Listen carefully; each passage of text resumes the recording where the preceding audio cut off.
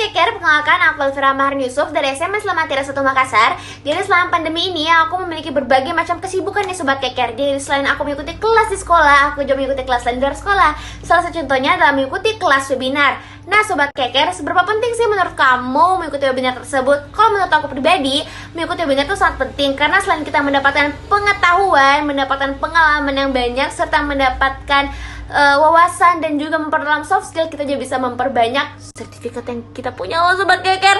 Jadi tunggu apa lagi nih Sobat Keker? Buat kalian yang punya kesempatan buat mengikuti webinar, jangan pernah disia-siain. Soalnya webinar itu memiliki banyak benefit loh. So that's it from me. See you, bye bye.